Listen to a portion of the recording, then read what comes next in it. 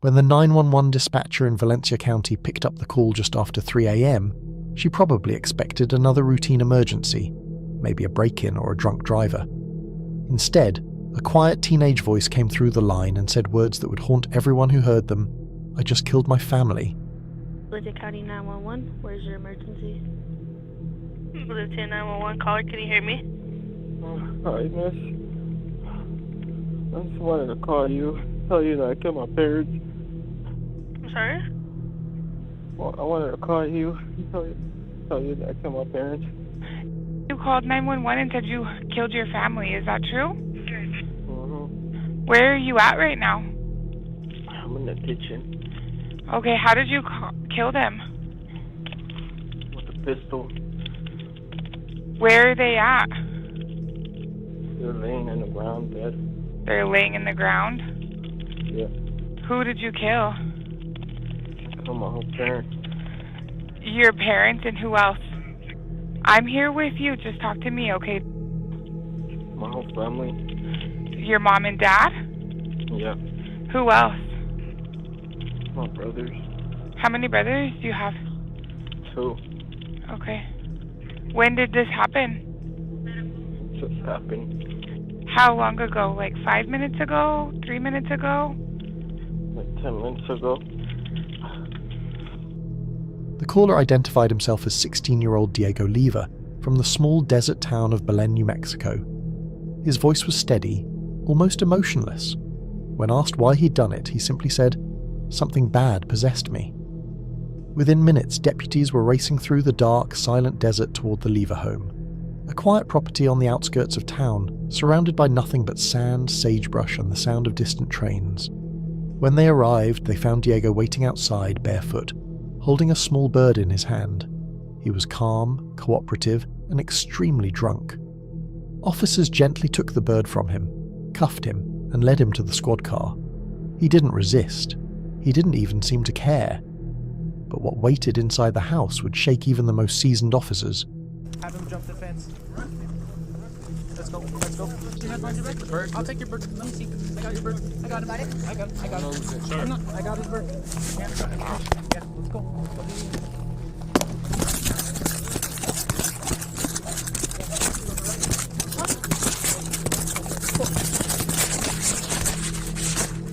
Inside the Leyva's home, Christmas lights still glowed faintly across the porch. But the moment police pushed through the front door, the air was heavy, silent except for the creak of boots on blood-stained floors. Room by room, they cleared the home. In the hallway, they found 3 bodies, later confirmed to be Diego's mother Adriana and his siblings Adrian and Alexandra. Each had been shot once in the head. In the next room lay Leonardo, Diego's father, also killed by a single gunshot. All 4 had been murdered just minutes earlier. I'm on your right. 1080 on the... 3 people, 4 people. I'm on you. I'm on you. Yep, I'm on you. Go. Need one more, Go, I go. got 4 people. 1, 2, 3, 1 in the 4. bathroom, 3 in the hallway. Hold what you got right there, then let's start. Set it aside real quick. Let me hold over here. Let me hold this off. We're going to back to back, okay? This is actually clear. We're good. Now, to understand just how unthinkable this was, you need to know who the Leyvas were. They weren't the kind of family anyone expected tragedy from. Adriana Bencomo, 35, was a respected firefighter and mother who'd spent over a decade helping others in emergencies. Her husband Leonardo, 42, was an electrician and data technician, known for being hardworking and devoted. Together they raised 3 kids, Diego, his twin brother Adrian, and their younger sister Alexandra, in a home filled with laughter, small adventures, and weekend projects. Even Diego himself had shown no signs of trouble. No history of violence, no behavioral issues, no red flags. To friends, he was just another quiet teenager trying to figure himself out. That's what made the 911 call so incomprehensible. As police worked through the property that night, they realized someone was missing. Leonardo's father, who lived in a separate small building on the same lot. There was a terrifying thought. What if he'd been killed too? Or worse, what if he was involved?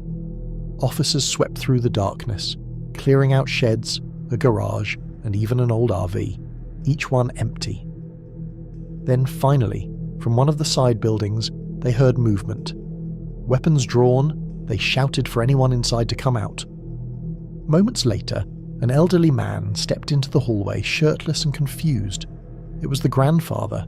He was alive and completely unaware that his entire family had just been killed next door. The officers had to tell him the truth, and in that moment, everything fell apart. Sheriff's office, anybody inside make express zone? Sheriff's office.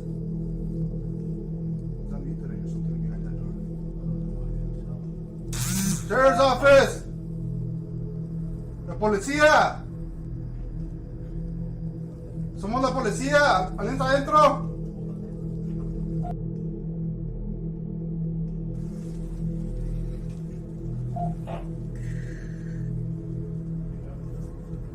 ¿Alguien más vive aquí en esta casa? ¿Alguien más vive en esta casa? No. Todavía sí, ella vive el hijo mío, la esposa y mis 3 nietos.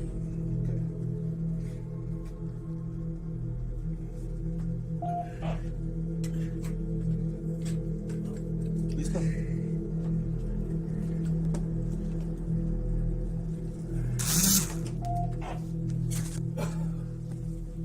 By sunrise, the news had spread through the small town of Balin like wildfire.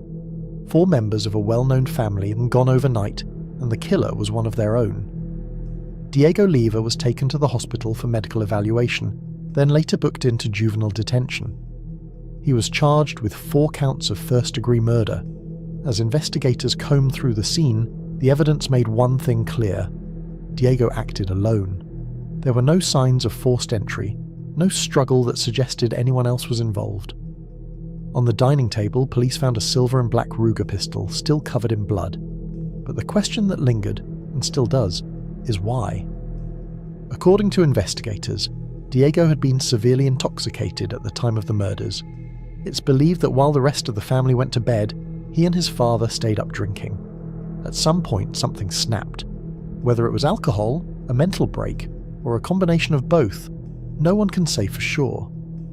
During his police interviews, Diego claimed a bad spirit had taken control of him. He said a voice told him to kill his family. When asked if he'd ever felt violent before, he said no. But the cold precision of the crime, 1 bullet per victim, all to the head, left investigators questioning if this was really just drunken chaos or something much darker.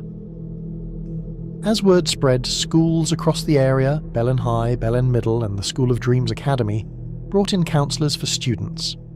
A GoFundMe was launched to help cover funeral expenses, and messages of shock poured in from neighbours and friends who couldn't believe Diego was capable of such horror. Even now, his surviving grandfather has stayed silent, avoiding public statements while grieving the unimaginable, losing 2 generations of his family overnight. In New Mexico, first-degree murder carries a possible life sentence, though the state doesn't have the death penalty. The defense will likely argue mental illness or a psychotic break. The prosecution will likely point to the methodical nature of the killings as evidence of intent. Either way, what happened in that quiet desert home will stay with Belen forever. A chilling reminder that sometimes evil doesn't come from strangers in the dark. Sometimes it comes from inside your own home.